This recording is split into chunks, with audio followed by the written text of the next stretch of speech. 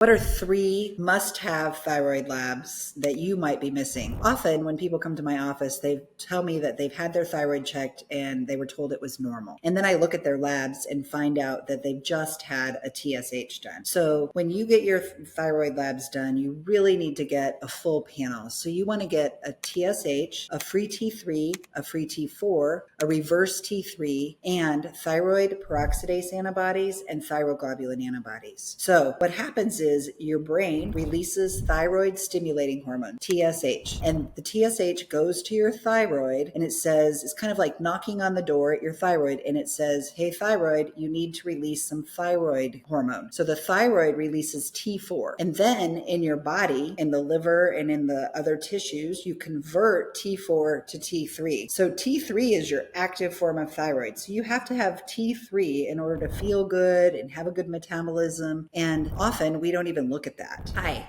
I'm Dr. Casey Tramp. I love working with women with unresolved thyroid issues and hormone imbalances. My approach to complicated thyroid and hormone issues is very different than other people's. I use the best of traditional medicine and the best of functional medicine so that we can help our patients regain their health and control their symptoms. What are 3 must-have thyroid labs that you might be missing? Sometimes what happens is if you're feeling a little stress or a lot of stress, or maybe your liver isn't working as good as it should be because you're full of toxins, we find out that you can't convert your T4 to T3 very well. And instead, your body converts it to reverse T3. So reverse T3 is basically putting on the brakes. And it says, nope, we're not going to let you see any of that thyroid hormone. So you can see where it would be really important to look at other tests besides just the TSH. And 90% of women have an autoimmune condition to their thyroid. So thyroid antibodies, the TPO antibodies and thyroglobulin antibodies, are important to look at too, because what will happen is many years before people actually get enough damage to their thyroid gland, those antibodies, which kill your thyroid. So if you have thyroid autoimmunity, you're actually attacking your thyroid and your thyroid's sort of slowly dying off. But this is a process, as you can imagine, and it's happened slowly. So what happens is 10 years before you have an actual abnormality in your hormone labs, you will start to have antibodies and you'll be feeling all of the symptoms of low thyroid. So super important. Get a full thyroid panel to check your thyroid if you're feeling tired,